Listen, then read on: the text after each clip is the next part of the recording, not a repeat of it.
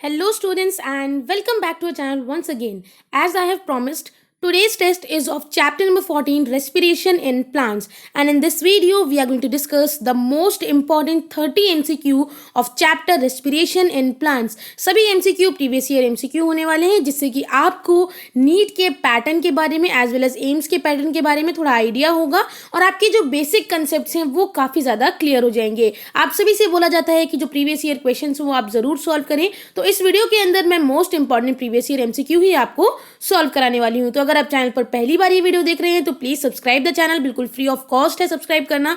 वो red colour के button को दबाकर सब्सक्राइब हो जाइए।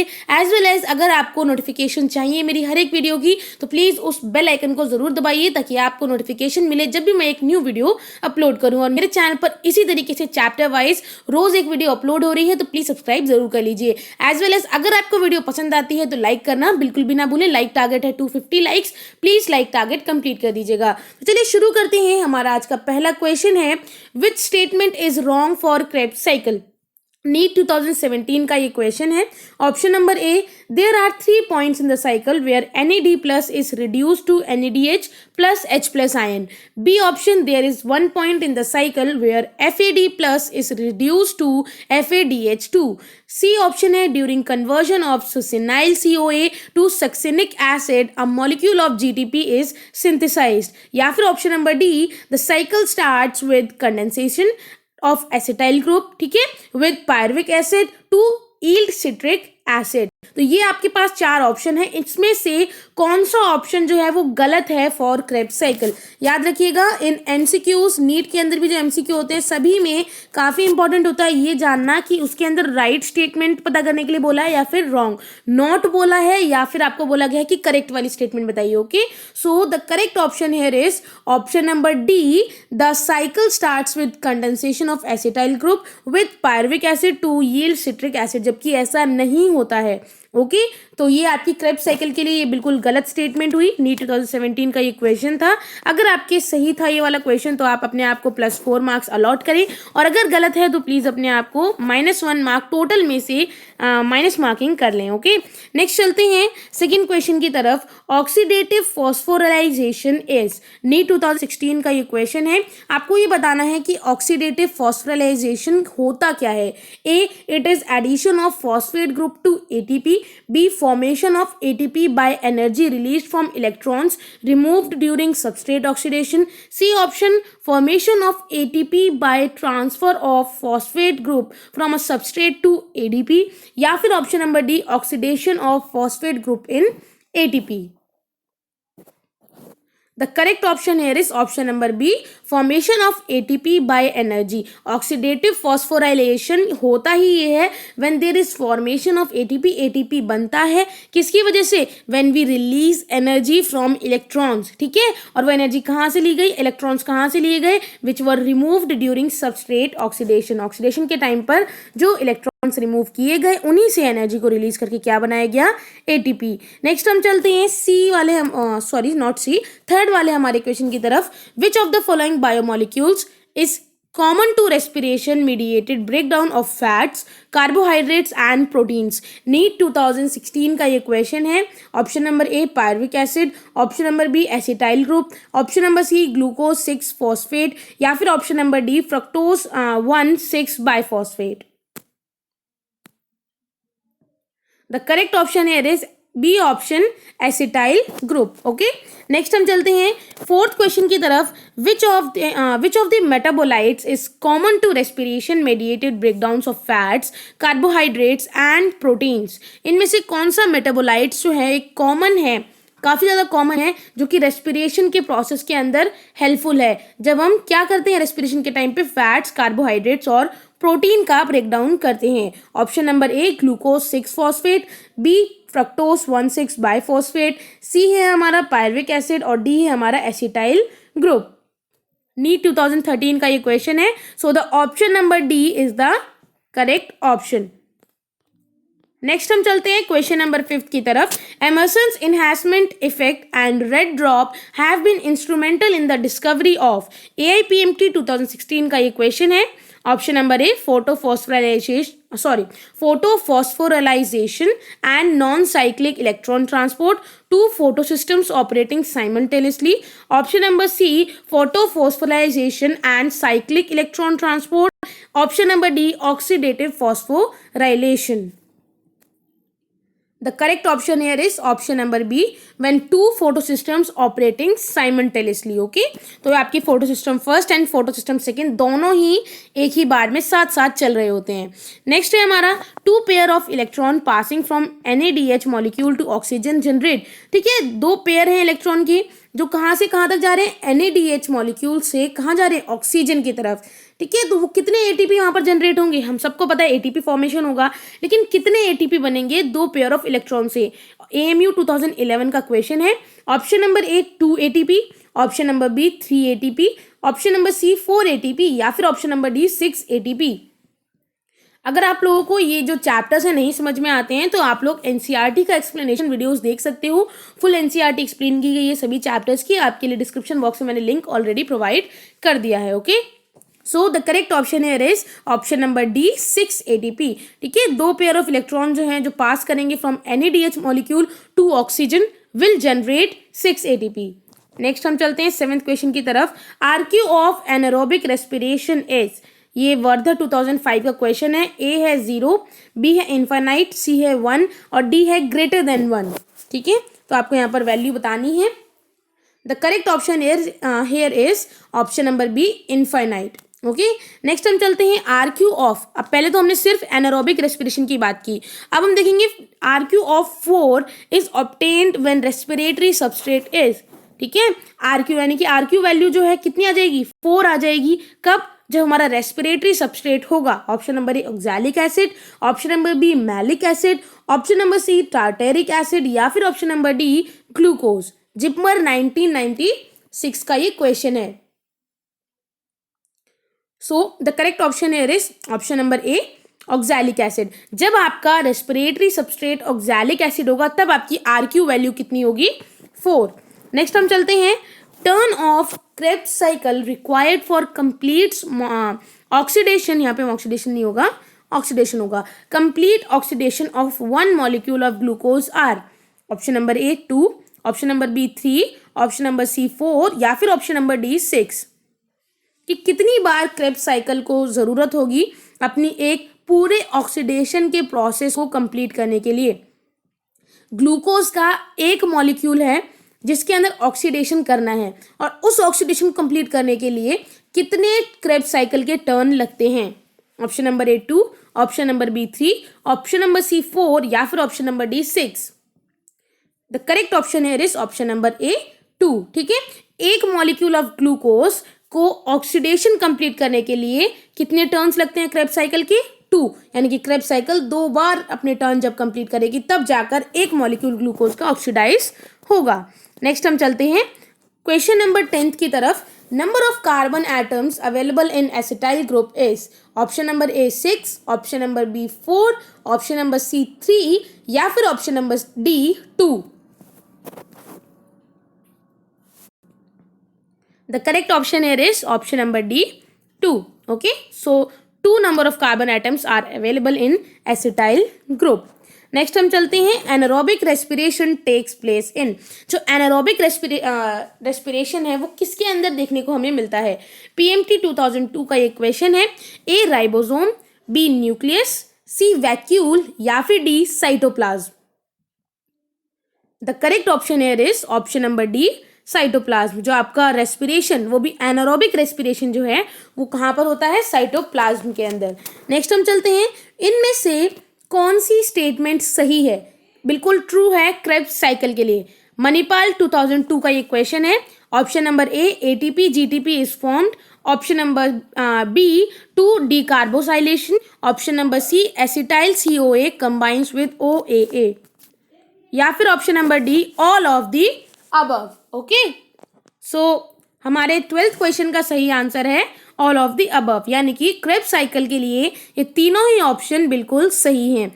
नेक्स्ट हम चलते हैं 13th क्वेश्चन की तरफ.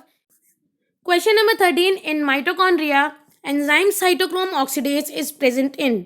ये PMT 2009 का क्वेश्चन है. Option number A peri mitochondrial space, option number B outer membrane, option number C inner membrane, या फिर option number D matrix. You have 5 seconds to answer this question. So the correct answer for this question is option number C, inner membrane. If you have any kind of thinking कि ये video fast है तो आप लोग video को pause करके अपना answer नीचे कमेंट सेक्शन में मुझे बता सकते हैं, बिकॉज ये वीडियो आप ही के लिए है, आपके एक तरीके के टेस्ट के लिए है कि आपका टेस्ट हो सके और आपकी प्रिपरेशन को चेक किया जा सके. ओके, नेक्स्ट हम आते हैं 14th क्वेश्चन पर, where it says that R Q would depend upon. जो मैंने आपसे पहले 2 क्वेश्चंस कराए हैं related to R Q value, तो उसके अंदर एक चीज बहुत इंपॉर्टेंट है कि अगर हम आर क्यू की वैल्यू लिखते हैं तो वो डिपेंड किसके ऊपर करती है. A nature of enzyme, B nature of substrate, C amount of CO2 released, या फिर D amount of O2 utilised. ठीक है, तो ये चारों एक आपके पास ऑप्शंस हो गए कि इनमें से किसके ऊपर डिपेंड करती है आपकी आर क्यू की वैल्यू. CET 2009 का ये क्वेश्चन है. So the correct option for this question is option number D, the amount of O2 utilized is. जो आर क्यू वैल्यू है वो डिपेंड करेगी कितने O2 जो है, कितनी ऑक्सीजन के मॉलिक्यूल्स जो है वो यहाँ पर यूटिलाइज किए गए हैं. नेक्स्ट हमारा है सक्सीनेट प्लस FAD फॉर्म्स. ये दोनों चीज़ें मिलकर क्या बनाती हैं. A fumarate plus FADH2, B malate plus NADH2, C isocitrate plus NADH2, या फिर D citrate plus water. Okay, तो वापस से सुन लीजिए. Succinate plus FAD forms, fumarate plus FADH2, malate plus NADH2, C isocitrate plus NADH2, या फिर D citrate plus water. वापस से रिपीट करके मैंने आपके लिए 5 सेकेंड्स इंक्रीज कर दिए. The correct option here is option number A, fumarate plus FADH2. Okay, next हम चलते हैं 16th क्वेश्चन की तरफ. Pyruvic acid is a product of. CPMT 1995 का ये क्वेश्चन है कि पायरविक एसिड जो है वो किससे बनता है, किसका प्रोडक्ट है. Option number A acetic acid का, option number B acetyl group का, ऑप्शन नंबर सी है स्टार्च का, या फिर option number D glucose. So the correct option here is option number D glucose. Pyruvic acid जो है वो एक प्रोडक्ट है ऑफ ग्लूकोज. ग्लूकोज से ही बनेगा आपका पायरविक एसिड. उसके बाद नेक्स्ट हम चलते हैं मिनरल्स दैट. 17th क्वेश्चन है minerals that activate respiratory enzymes are. Kerala 2011 का ये क्वेश्चन है. Option number A nitrogen and आपका फॉस्फोरस, ऑप्शन नंबर बी यहाँ पर है आपका मैग्नीशियम प्लस आपका मैंगनीज, ऑप्शन नंबर सी है आपका potassium plus calcium, option number D है आपका सल्फर एंड आयरन. ये वो मिनरल्स हैं जिनमें से कोई 2 मिनरल्स ऐसे हैं जो कि यूज होते हैं to activate the respiratory enzymes. So the correct option here is option number B, magnesium and manganese. Okay, these are the minerals that use to activate the respiratory enzymes. Next हम चलते हैं which is correct for ADP. ADP के लिए इनमें से कौन सी statement बिल्कुल सही है. BHU 2007 का ये क्वेश्चन है. Option number A 2 high energy bonds, B 1 high energy bond, C 3 high energy bonds, या फिर option number D none of the above. So ADP के अंदर आपको ऑप्शन नंबर बी करेक्ट है because there is only 1 high energy bond. Okay, next हम चलते हैं हमारे 19th क्वेश्चन की तरफ. Oxidative phosphorylation is found in. ये आपका PMT 2002 का क्वेश्चन है. Option A chloroplast, option B leucoplast, option number C peroxisomes, या फिर option number D mitochondria. So the correct option here is option number D mitochondria. Okay, so जो आपका oxidative phosphorylation है वो कहाँ देखने को मिलता है आपको, माइटोकॉन्ड्रिया के अंदर. नेक्स्ट हम चलते हैं यहाँ पे माइटोकॉन्ड्रिया के अंदर T लगा लीजिएगा, यहाँ पे मिसिंग है. नेक्स्ट हम चलते हैं 20th क्वेश्चन की तरफ. Which is and product of oxidative phosphorylation. यानी कि आपके ऑक्सीडेटिव फॉस्फोराइजेशन का एंड प्रोडक्ट क्या निकल के आता है. CBSE 1996 का ये क्वेश्चन है. ऑप्शन नंबर है ATP, option number B ATP plus H2O, option number C NADH, या फिर option number D oxygen. So the correct option here is ATP तो निकल के आता ही आता है, बट उसके साथ आपको मिलता है क्या, H2O भी. ठीक है, सो आपके ऑक्सीडेटिव फॉस्फोराइजेशन का एंड प्रोडक्ट होता है ATP प्लस H2O. नेक्स्ट है हमारा 21st question, R Q is more than one when the substrate is. R Q जो है, जो हमने पहले देखी थी कंडीशंस आर क्यू की, कि इन्फिनाइट होगा, ठीक है, 0 होगा, 1 होगा या फिर मोर देन 1 होगा, ठीक है। तो आपका मोर देन 1 कब होगा, कौन सा सबस्ट्रेट यूज होगा, जब आपका R Q value more than 1 होगा। ये पीएमटी 2000 का क्वेश्चन है। Option number A fat, option number B glucose, option number C organic acid या फिर option number D protein. So the correct option here is when the substrate is organic acid, the RQ value will be more than 1. Okay. Next हम चलते हैं 22nd question की तरफ। Citric acid cycle is the alternate name of, जो आपका citric acid cycle, ये जो name है ये किसका ऑल्टरनेट नेम है। ये WB यानी कि वेस्ट बंगाल के PMT 2009 का क्वेश्चन है। ए है HMP शंट, बी है ग्लाइकोलिसिस, सी है TCA साइकिल या फिर D Calvin cycle. So the correct option here is, I hope आप सभी को आपका करेक्ट आंसर पता चल गया होगा।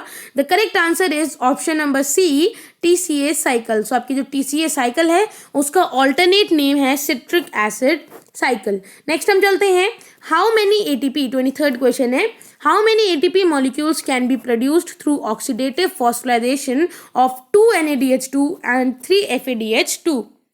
कितने ATP मॉलिक्यूल्स आप बना सकते हो एक प्रोसेस के थ्रू, जो प्रोसेस क्या है, ऑक्सीडेटिव फॉस्फोराइलेशन ऑफ, कितने NADH2 यूज किए गए हैं, 2 molecules of NADH2 and 3 molecules of FADH2।